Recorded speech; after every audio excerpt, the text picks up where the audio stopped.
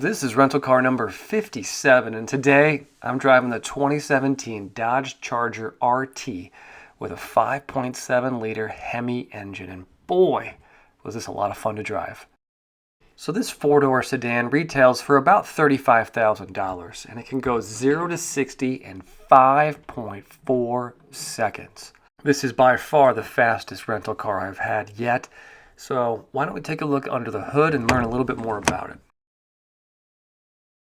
So there she is. I'm going to read this right off the website so I get it right. This is the legendary 5.7-liter HEMI V8 engine with 370 horsepower and a whole lot of acceleration.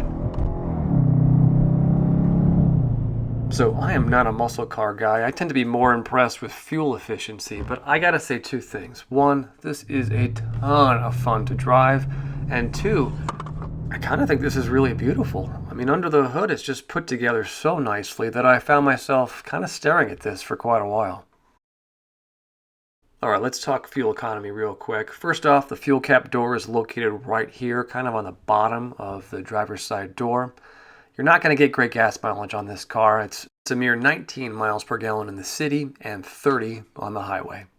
But let's be honest, I mean, you're not buying this car for its fuel economy. You want speed, and you definitely get it.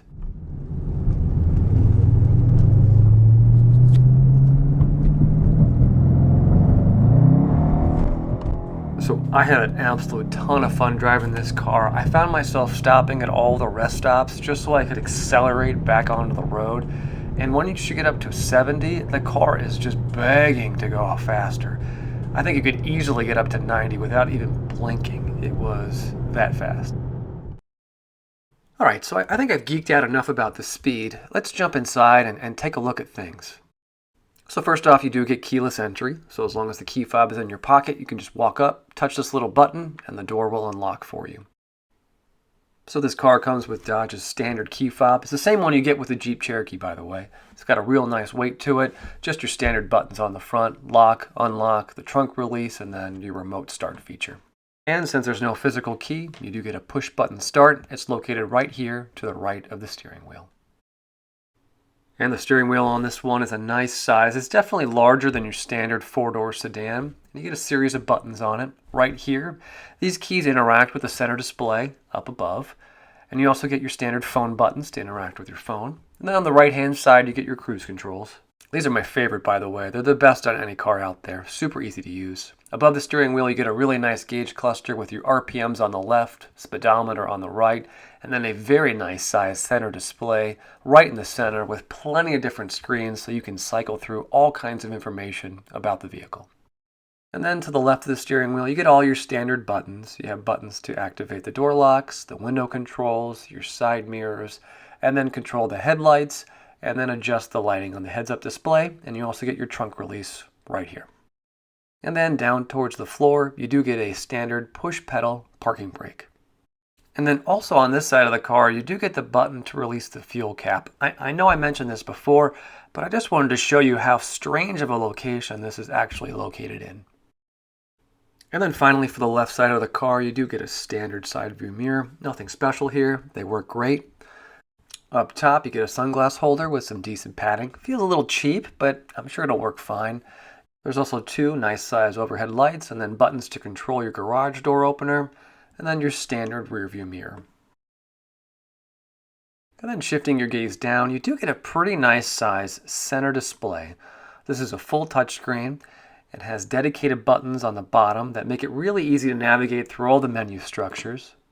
I am a big fan of this whole setup. I find it really easy to use. The colors are bright and it's easy to view in both daytime and nighttime hours. Honestly, you're not going to go wrong with any of this. And then shifting your gaze down a little bit, here are the climate controls. They're not great. Look, you have your standard buttons to control the temperature and the fan. The fan has some very nice textured rubber on top, so it makes it easy to control. I guess my only complaint is that all of the buttons aren't there.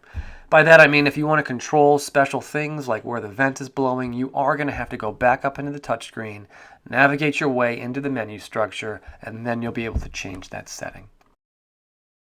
Then shifting your focus a little bit further down, the gear shift on this car is actually kind of interesting. Not only does it slide through all the gears pretty smoothly, but you get this nice indicator light right here on top as kind of a clever way of showing you which gear you're actually in. Directly behind the gear shift, there's a nice sized storage area that's big enough for a cell phone and also includes a 12-volt DC power outlet.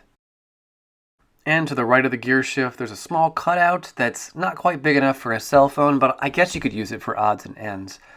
Really, I stored my cell phone here. It's this nice little cutout between the two drink holders it's absolutely perfect for a cell phone, and it's a nice spot because it's right there and easy to grab while you're driving.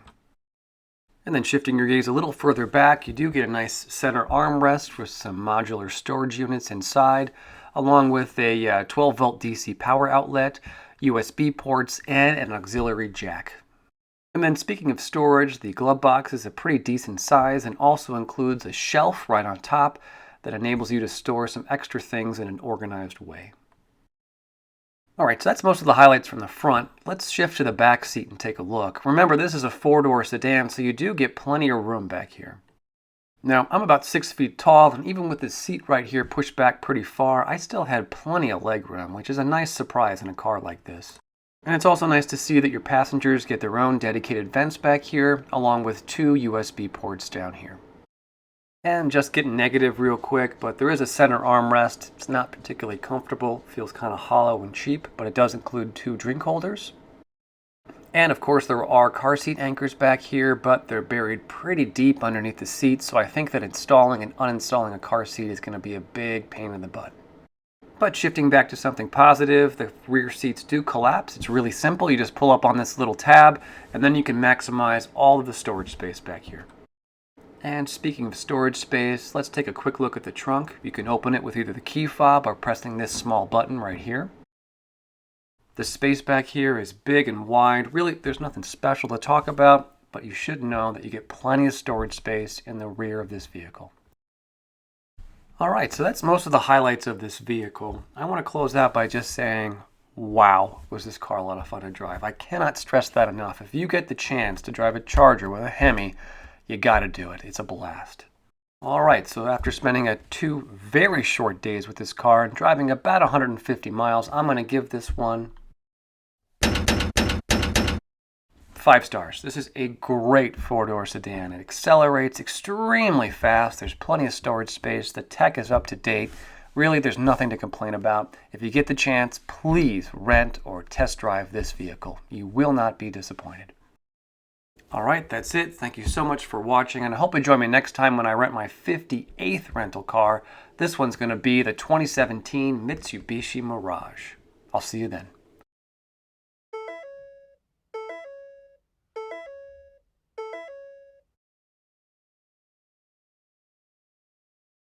Thank you